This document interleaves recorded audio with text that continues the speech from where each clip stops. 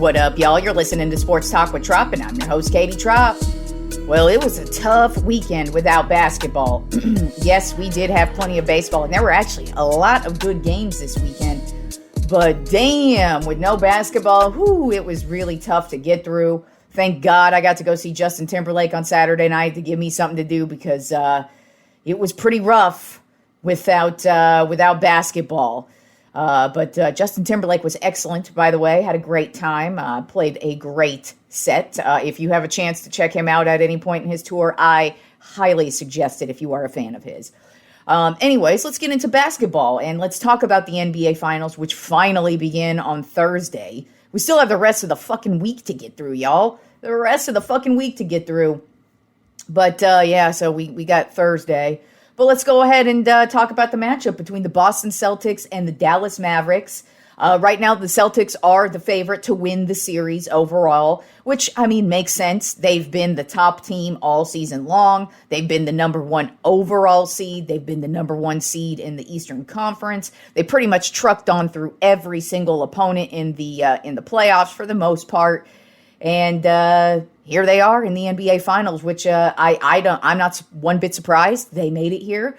And so they absolutely should be favored. The Mavericks, on the other hand, I'm not really surprised they're here. They have a great team. Luka has been having the greatest season of his career so far. And Kyrie Irving also having a fantastic year. And just a lot of the other guys are stepping it up. And they finally started playing defense the second half of the season. So that's what you really need to do to get to the NBA Finals. And here they are. Like I said, I didn't pick them to go to the NBA Finals at the beginning of the season or even before the playoffs began. I'm not shocked that they're here, really, though, just because, like I said, they're a good team. But, I went with the Denver Nuggets, and the Dallas Mavericks ended up here, which it's great because I'm excited to see what Luka's got for us. And I think this is going to be a fun matchup to watch between two really solid teams. Overall, the Boston Celtics, They do get Porzingis back. He's supposed to be back for game one, so that is perfect for them because they really have, I feel like, missed his presence, especially in the paint since the playoffs began. He hasn't played at all since the playoffs started. He got hurt right before the playoffs started, and here he is getting ready for game one of the NBA Finals, which is perfect timing because they're going to really need him, but who knows how effective he's going to be.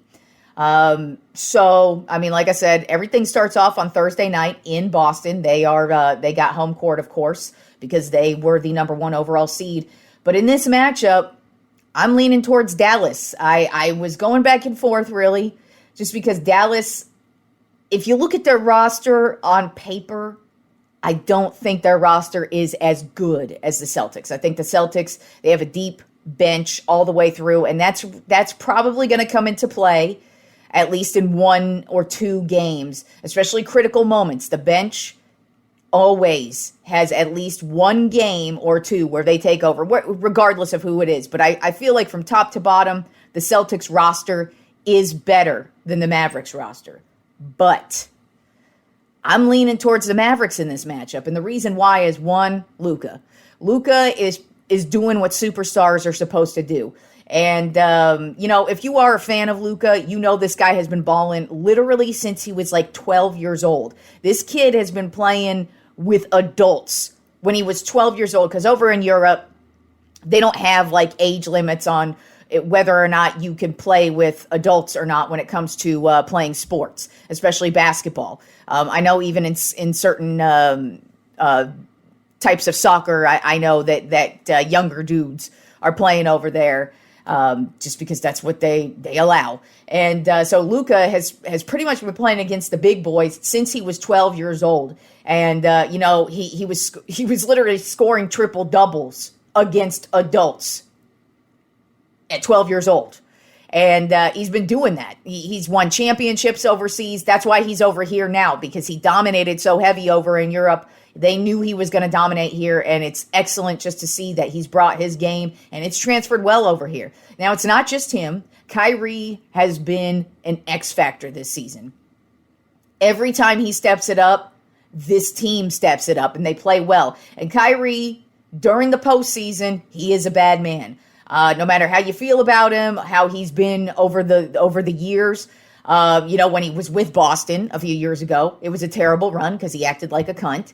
Then he goes over to Brooklyn, acts like a cunt yet again. And then last year with Dallas, he kind of started to get it together. But, he got traded halfway through the season. So that they didn't have a lot of time to gel. So he had an off season this year with Luka. He seems to be a good positive influence with Luka as far as from what Luka has said. And he's just shut up and played basketball. So we know what to expect from him in the playoffs. And he's been a huge X factor. And he's definitely going to need to be an X factor in this matchup for the Mavericks to even have a chance in this one. And a lot of the Mavericks guys are really stepping it up. They're getting it done in the paint. And like I said, they're getting it done defensively. And for me, with the Boston Celtics, I've felt like this about them pretty much since the second half of the season began. After the All-Star break, I've pretty much looked at Boston as a fake good team. And I know you're probably saying to yourself, Katie, you're a fucking Lakers fan. Of course you think that. Because, I'm rooting against the Celtics. I ain't rooting for no Celtics. I don't want them to get championship number 18. Fuck that shit. Happily rooting for the Dallas Mavericks in this one. But the Celtics, to me, they're not that dominant. They're in the Eastern Conference. And they've had so many games throughout this entire season, especially starting with the second half, where you look at them and you're like, you really lost that game? And throughout the postseason, there were many times I was questioning them, other than the first round. The first round didn't question them at all. But in their matchup against the Cavaliers, they were very questionable. They easily could have lost that series had the Cavaliers been a slightly better team. Even the games without Donovan Mitchell when he was injured, they still played the Celtics well. Then you go to this past series against the Indiana Pacers. And if the Pacers played at a better level and Halliburton didn't get injured, they easily could have beat the Celtics. Hell, when Halliburton was out those last couple of games, the Pacers still played the Celtics well. So in my opinion, if the Celtics were to actually play a good team, I don't think they're going to look that good. And they're going to get taken advantage. They're just going to get beat in certain areas. And so I just kind of feel like Dallas, they aren't playing scared at all. They took care of the Timberwolves easily. And the Timberwolves were a stacked-ass team. And the Celtics are a stacked-ass team. So I don't think the Mavericks have a problem going up against them in the paint. Like I said, we don't know what we're getting for Porzingis. I do expect this to be an excellent matchup between two really solid teams. But like I said, there's going to be a couple of games here. There's going to be a game where a star is going to need to step up, i.e. Luka or Jason Tatum or Jaylen Brown, one of those guys.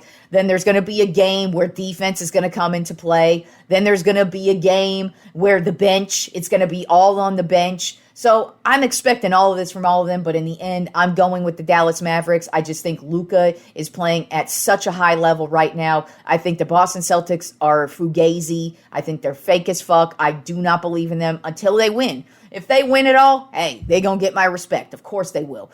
But to me, they're fake as fuck. And I felt like this entire season, from the second half all the way up until this point, the Celtics, I expected them in the NBA Finals, but I expected them to lose to whoever they were going up against. I expected them, and this is what I thought before the playoffs began. I thought Denver would roll through them. I thought the Timberwolves would roll through them.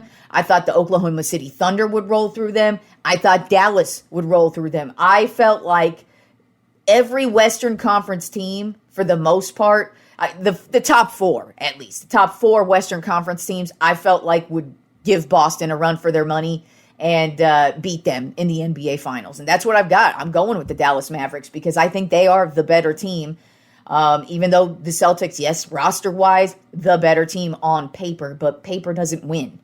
And the Dallas Mavericks, they've just been hot. They have been on fire this entire second half of the season. They've been extremely consistent, and they've beat really good teams and haven't looked weak at all in this postseason. Whereas the Boston Celtics, I can point to numerous games, multiple series throughout where I'm like, if you were playing a better team, you would not have a shot in this one. As a matter of fact, if the New York Knicks were a healthy New York Knicks team, I think we'd actually be talking about the New York Knicks in this one because I think the New York Knicks would have killed the Celtics on the defensive side of the ball if their team was healthy. But then we don't play the what-if game but I'm still taking the Dallas Mavericks. I'm taking the Dallas Mavericks in 6 games in this one. And who do you think my MVP is going to be? It's going to be Luka, of course, because I think Luka, he's taken over every game so far. He's had an amazing season, an amazing postseason, and I expect him to have an amazing NBA Finals and win his first NBA Finals and conquer the basketball world, because he's already conquered basketball over in Europe. Now it's time for him to conquer it over here in the U.S. and give the Dallas Mavericks their second NBA championship. So speaking of basketball and my predictions, since we are here at the championship game, the NBA Finals, let's recap my preseason predictions and what I thought was going to happen at the beginning of the year. And it always makes me chuckle because, I mean, come on, man. It's the beginning of the season. All we're going off of is last year. And last year doesn't matter at all in any way, shape, or form. But that's all you can go off of in the preseason. But it's always fun, for me at least, to go back over and look at what I thought was going to happen in this season. So let's see how right or how terribly wrong I was in certain cases here. So how did I think the Western Conference was going to turn out this year? Well, my number 1 overall seed I had as the Denver Nuggets. No shock there. I didn't pick them to repeat, as a matter of fact, but I expected them to go back to the NBA Finals. And I expected them to be one of the top teams this season. And as a matter of fact, they were. Yes, they lost in the second round, but still, they were easily a title contender all the way throughout. Jokic won yet another MVP. So, I had the Denver Nuggets as my number 1 overall seed. Number 2 overall seed in the Western Conference, I had my shitty Los Angeles Lakers there. No, they didn't deserve that. They had an up and down season and were an immediate heave-ho out of the playoffs this year. Then another hilarious selection I had at the number 3 seed in the Western Conference. I had the Memphis Grizzlies, who had just an absolutely horrific year. They didn't even come close to the playoffs. As a matter of fact, they started the season off as one of the worst teams. Then Ja Morant came back from his suspension, and he gets injured. And then the Memphis Grizzlies continue to have a whirlwind of a season and go nowhere. Not even nowhere near the playoffs, but they literally went nowhere. They were one of the worst teams this entire season. Then at number 4 on my Western Conference predictions, I had the Sacramento Kings. That was another laughable one. I expected them to actually build off of what they did last year and be a good team this year. But actually, it turns out they were a shitty team this year. They didn't even do anything. They weren't a competitor in their own division. They weren't a competitor in the Western Conference. And then once the playoffs rolled around, they were another team that weren't a competitor at all. So the Sacramento Kings were terrible this year. Then at number 5, I have the Dallas Mavericks. That, obviously, I had expectations for them this year. Like I said, I did not have expectations for them to go to the NBA Finals, but I definitely had expectations for them this year. And I think for me, it was more Kyrie. I was wondering what was going to go on with Kyrie, because I know on the court, no matter what you think about Kyrie Irving, on the court, the dude is a bad man. He is excellent. He's an excellent point guard. He's just always been good. He's always been clutch. And this is what you get when he balls out. Your team's in the NBA Finals. This is what you get. This is what we expect from him. So I feel like that's why I put them at 5, because I wasn't sure what we were getting from Kyrie this year. And so that's where I had the Mavericks. And then rounding out my Western Conference predictions at the number 6 seed, I had the Phoenix Suns. Not bad of a spot. That's kind of where they ended up anyways. They had an up and down year. But they fired the coach. But they did make the playoffs, and they still were a Western Conference team that had a pretty solid year, but overall, they went nowhere. Then my Eastern Conference predictions, the number 1 overall seed I had is the Milwaukee Bucks. I did not expect them to fire the coach right to start the season off, but they still were one of the top seeds in the league, but they were one of the most inconsistent teams in the league. Then at number 2, I had the Boston Celtics, so I did expect them to still be a good team this year, of course. Then at number 3, I had the Miami Heat. They didn't have a bad year, but, they didn't really have that great of a year either. Then at number 4, I had the New York Knicks, so I did have expectations for them. Then at number 5, I had the Cleveland Cavaliers. And at number 6, I had the Atlanta Hawks. So really on the Eastern Conference side of things, I was pretty much right there. I mean, all but one, the Atlanta Hawks, didn't the Hawks make the playoffs? I think they were in the play-in, and who cares? The Hawks didn't. They got the number 1 fucking pick. Come on. They didn't do that good. But, in the Eastern Conference, my predictions were a lot better. In the Western Conference, all I was right about really was Denver and Dallas. But, I guess Phoenix, I kind of was right about. But overall, Eastern Conference, I had no issues with. Then my Western Conference Finals predictions, I had the Denver Nuggets versus the Los Angeles Lakers. I was going for a repeat of last year, and neither one of them made it. As a matter of fact, they ended up rematching in the first round of the playoffs, and Denver did what they did last year to the Lakers, just kicked their asses out on vacation. But the Nuggets, next round, went on vacation. And then my Eastern Conference Finals matchup, I had the Milwaukee Bucks versus the Boston Celtics. I was correct about the Celtics, but nowhere near correct about the stupid-ass Milwaukee Bucks. But my finals prediction actually was Denver Nuggets versus the Milwaukee Bucks. In my champions, I actually picked the Milwaukee Bucks. So I obviously had high expectations for them this year. But like I said, I don't think any of us could have predicted that they were going to fire their coach in, the first month or two of the season, and they just were never able to recover from that one. But who knows if they would have recovered anyways, because they were such a Jekyll and Hyde team this year. But that was pretty fun to relive those predictions and take a look at that. I was pretty sure I picked Denver to win it all, but I think I just wanted to go with Milwaukee just to go with Milwaukee. But that's why I like to look over my predictions and see what I thought the season was going to turn out. And then when you go over it and you look at it, you go, wow, Memphis, that team, not only did they not get the number 3 seed, but they were just so bad this year. God damn, Memphis. Terrible. Anyways, moving on to the Trop 10 MLB Power Rankings for this week. We have us a new number 1, guys. I had to do it because this team has gone streaking, and that is the New York Yankees. They are 42-19 on the season. So right now, this week in baseball, 2 teams eclipsed the 40-win mark, the Yankees and the Phillies. And the Yankees are at 42-19 right now on the season. They are 8-2 in their last 10 games and are on a 5-game winning streak. So that's why they overtook the number 1 spot, because once I get to the Phillies, we'll be discussing their record. They've fallen off a bit for a week, but the Yankees are just on fire right now. They took the series against the Angels, and they just demolished my San Francisco Giants this weekend. I mean, it was fucking home run fest. And I kid you not, I turned my back, I took my dogs outside to go to the bathroom for a couple of minutes towards the end of yesterday's game, and all of a sudden, I see the Yankees celebrating, and they fucking won the game. I was expecting this shit to go into extra innings or some shit. I was coming back in, didn't think anything was going to happen. And then I find out that Juan Soto hits the game-winning home run for the Yankees to sweep my Giants. I mean, they murdered the Giants. Yesterday's game was a close one, but the rest of the other 2 games were just god-awful. But anyways, Juan Soto, I don't know how the Yankees haven't locked this guy in for a long-term deal just yet.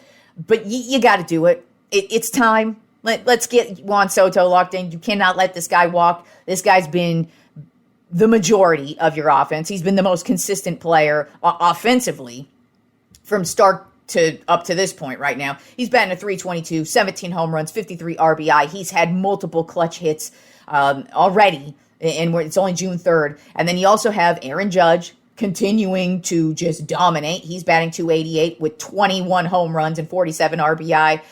The guy is just on a slugfest right now. The Yankees starting pitching is deep. Rodon is getting on a run right now. And then Cole is about to start doing his rehab assignments here. So Yankees looking damn good. And let's get Juan Soto locked in. Let's just go ahead and take care of that right now, because where else is he going? You want to let that guy go to the Dodgers? Do the Dodgers need another motherfucker there? I don't think so. Come on, Yankees. Sign Juan Soto. Dropping to the number 2 spot this week on the Tropp 10 MLB Power Rankings, the Philadelphia Phillies. Overall record of 41-19. Only reason why they dropped this week, they're 5-5 in their last 10 games. They lost a series to my Giants. That was so weird. That's why I was like, the Giants got their asses beat by the Yankees, but man, they actually played a great series against the Phillies to start the week off. And so the Phillies lost that series to the Giants, and then they won a series over the St. Louis Cardinals. But really, the only reason why I dropped them this week over the Yankees is because, like I said, Yankees are on fire. They are streaking right now. Phillies kind of fell off the last about week and a half. Suarez finally suffered his first loss, but whatever. The Phillies are still stacked to the roof, still playing great baseball. They're still first. They have now taken the lead with they're first in the league with 313 runs on the season, so they're first now. And Bryce Harper, man, he is on a tear. He's batting .270, 14 home runs, 44 RBI. And I mean, really, this team is just so damn good. I mean, obviously, it's only June, but if you look at it, we are on a collision course for a Yankees-Phillies World Series. And honestly, that would be a good one, at least judging from these two teams right now, because you look at the starting pitching, that's probably the two of the top starting pitching lineups in the league, two of the top offensive producers in the league, and then you have like game-changing players like Soto, Judge, Harper. It's just, that's what it's looking like right now. Of course, anything can happen between now and October, but I'm just saying, if we get that World Series and these two teams are playing the way they are right now, that's going to be a good-ass World Series. Then at number 3 on my Tropp 10 MLB Power Rankings are the Baltimore Orioles. Overall record of 37-20. They are 8-2 in their last 10 games. This past week, they took the series against the Boston Red Sox and the Tampa Bay Rays. And Gunnar Henderson, this guy is having a hell of a season, batting a .268, 19 home runs, 42 RBIs, which leads the team in both of those categories. This guy has been on fire. I mean, to start the season, but especially these last couple of weeks, he's just getting better and better offensively and defensively. And Baltimore's doing what I expected them to do, and that's just absolutely dominate, especially on the offensive side of the ball. Then at number 4 in my Tropp 10 MLB Power Rankings is the Cleveland Guardians. Overall record of 39-20. They're 7-3 in their last 10 games. This past week, they lost the series to the Colorado Rockies, but won the series over the Washington Nationals. Jose Ramirez was the player of the month for May, and he damn well should have been. He is batting a .272 with 16 home runs and 57 RBI. He is leading the team in both of those categories, and this guy has been on a tear. I mean, obviously, he was the player of the month in May for a reason, but man, he has been knocking them in. He's had some game winners, and it's just, he's that type of dude. He's been getting walks lately. He's been getting the Barry Bonds treatment where he comes up to bat and they're like, I ain't letting this dude hit shit, because he has been knocking them out of the park. And really just been a huge source of offense for the Guardians. The Guardians' starting pitching is very, very suspect, very, very shaky at this point. But offensively, this team ain't nothing to fuck with. Really defensively as well. It's just the pitching is so, outside of Clase, of course. They've got one of the top the top closers in the game. I mean, he's leading the league in saves, so. They're good there when it comes to the bullpen, but their starting pitching very, very, very shaky, and that could be a liability towards the end of the season. But right now, the Guardians really just haven't fallen off. Offensively, they are getting better as the season rolls on, and when you get Jose Ramirez going, I don't know. You got to watch out for these Guardians. Then at number 5 on my Tropp 10 MLB Power Rankings are the Milwaukee Brewers. Overall record of 36-23. They are 8-2 in their last 10 games and are just on a tear. They went to Chicago this week and took out the Cubs and the White Sox. They didn't go. They played Chicago teams, but they are right now second in the league in runs, behind the Phillies with 304 runs. This team is one of the top producing offensive teams in the league. They are right up there with not only the Phillies, but the Dodgers. They are just, it's lights out for them right now. Contreras having a career year. He didn't want to take a day off yesterday. That's how much this dude wants to play. And then you got Willie Adames is having another great year as well, batting .260, 9 home runs, 42 RBI, getting a lot of offensive production from the Brewers. Starting pitching up and down, but they keep doing what they do offensively. They should easily win this division because there's not a lot coming from the other teams. As far as consistency goes, I think the Brewers are much more consistent in their division against the other teams with what's going on. I feel like the Brewers are just, I mean, you're second in the league offense. That says it all, basically. Then at number 6 on my top 10 MLB Power Rankings are the Los Angeles Dodgers. Overall record of 38-23. They're 5-5 in their last 10 games. This past week, they took the series against the New York Mets and the Colorado Rockies. As a matter of fact, the Mets, they just crushed them into oblivion. The Dodgers were on a little bit of a losing streak there, but now they are back on the upside of things here. And now we have yet another player of theirs emerging as a star. His name is Gavin Stone. He is a starting pitcher, and right now he is one of the top guys in the game. He's got 6 wins on the season with a 2.90 ERA and 47 strikeouts. So yet another guy coming out of the woodwork, because the Dodgers don't have enough talent. They don't have enough going on for them. They keep losing their pitchers all the time to injuries, and then what happens? Another dude like Gavin Stone comes out of the woodwork and just plays perfect and is having a phenomenal year, and right up there with Ohtani, and just, God, fuck the Dodgers. Fuck the Dodgers. I was hoping they were going to go on the downside of things, but of course, they don't. Then at number 7 on my top 10 MLB Power Rankings are the Seattle Mariners. Overall record of 34-27. They're 7-3 in their last 10 games. This past week, they took the series against the Houston Astros and the Los Angeles Angels. Starting pitcher Bryce Miller, he has been having a solid year with 5 wins, a 3.18 ERA, and 71 strikeouts on the year. The Seattle Mariners starting pitching has really been what's been carrying them throughout the season so far. Julio Rodriguez actually is really starting to get heated up. He's starting to get on base. He kind of was cold there to start the season, but now he's really getting going. He's batting a .270 with 23 RBI on the season, and it seems like he's starting to become an X factor in every single game. And so once this guy gets going, you got the starting pitching going, and they are at the top of their division. Right now, the Rangers not playing good baseball. Houston Astros not playing good baseball. And then the rest of their division is the freaking Oakland A's and the Angels. Those teams are terrible. So Seattle could easily win this division if they just keep playing the way they're playing. Starting pitching rotation, like I said, is the main reason why they're atop their division. But Rodriguez starting to get hot. Once the star player starts to get hot, this team is going to be on fire and could potentially start to run away with this division early on in the season. Then at number 8 on my top 10 MLB Power Rankings have the San Diego Padres. Overall record of 32-30. They're 6-4 in their last 10 games. This past week they took the series against the Miami Marlins and the Kansas City Royals. And unfortunately for them, even though they are in the power rankings, they did suffer a tough loss with injuries this week. Both their starting pitchers, Yu Darvish and Joe Musgrove, have gone on the injured list. That's probably going to take a huge chunk away from them. Offensively, they are having zero issues scoring runs. But the starting pitching has actually been a huge reason why they're doing so well lately. And losing Darvish, losing Musgrove as well, it's probably gonna take a hit for them. We don't really know how long either one is going to be out.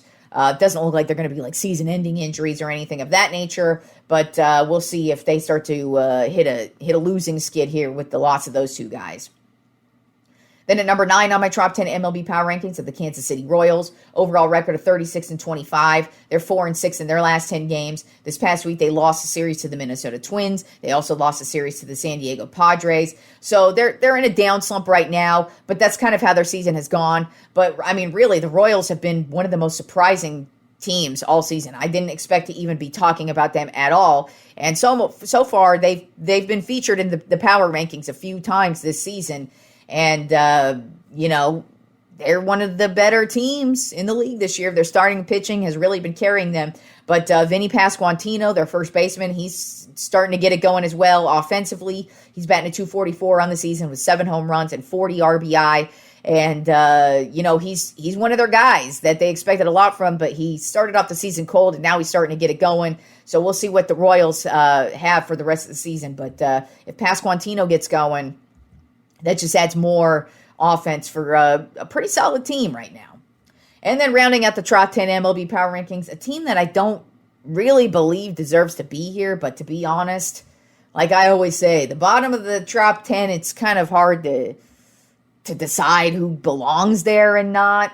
But I'm only putting this team here because I have still a bit of respect for them, and that is the Atlanta Braves. Overall record of 33-24, but they are reeling. They are 4-6 in their last 10 games. You know, they've got the injuries going for them, and they just have not found any consistency whatsoever this year. It's like once they get going on a winning streak, then boom, it's down. They've had to deal with so many injuries to dudes. But hey, so is everybody else. They lost a series this week to the Washington Nationals, but then they did win the series over the Oakland A's. Really, the only bright spots so far on the season are Ozuna. He's batting a .313 with 17 home runs and 53 RBI on the season. Then, of course, Chris Sale. He's been another bright spot on the season. And then Ozzie Albies has also been another bright spot on the season. But overall, this Atlanta Braves team is just terrible. And they still have a lot of talent outside of Acuna and Spencer Strider, the two big losses of the season to injuries. But, I mean, really, this team, even before those injuries, had a lot of questions. They really haven't been able to get it going quite yet. And there's a lot of good teams playing this year. So it's going to be interesting to see if we even are talking about Atlanta at all. But I didn't really even want to put them at 10, but there weren't a lot of selections. But if somebody just gets going on a winning streak here, they're going to kick Atlanta out of this top 10, and they pretty much deserve it because they are not playing good baseball at all. And I don't know if they're going to be able to find some consistency. Of course, they've got the firepower to do so.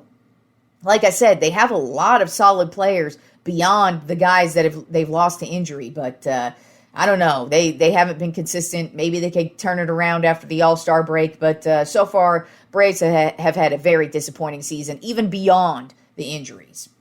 And then to end today's show, we have a very sad note. Breaking news today. Hall of Fame, Dallas Cowboys legend, offensive guard Larry Allen died over the weekend at the age of 52. He was on vacation in Mexico and died suddenly. We have no idea how he died. It doesn't matter, in my opinion. Larry Allen is, if you are a Cowboys fan, I mean, if you're a football fan, you know who the fuck Larry Allen is. But if you are a Cowboys fan, Larry Allen is the dude. He is one of the driving forces. I mean, Emmitt Smith is the all-time leading rusher, 18,355 yards. Larry Allen played a huge role in a lot of that yardage, as did many other linemen, and of course, Emmitt himself played a huge role, but Larry Allen was such a centerpiece. He is literally one of the greatest offensive linemen ever to play the game. And unfortunately, he is no longer with us. Died young, too, 52. That's a young-ass age, but, that's life. Any of us can go at any time. But he was a Dallas Cowboy from 1994 to 2005. He was a San Francisco 49er for 2 years after that. But will forever be a Cowboy. He was a part of the Super Bowl 30 Super Bowl winning team. He was a 6-time All-Pro, and one of his most notable moments ever was at the NFL Combine. He benched 225 pounds for 43 reps. It's a record still to this day. So he was just a beast, one of the strongest dudes, one of the core pieces of the 90s Cowboys teams. So, we lost us a legend. If you are a Cowboys fan, we are all just heartbroken today because he was one of the greats of that team. So, R.I.P. Larry Allen. Condolences to his family, of course, because that's just terribly sad news. But R.I.P. to a legend. He was inducted into the Hall of Fame, of course, because, like I said, one of the greatest to ever do it. R.I.P. Larry Allen. You are a GOAT.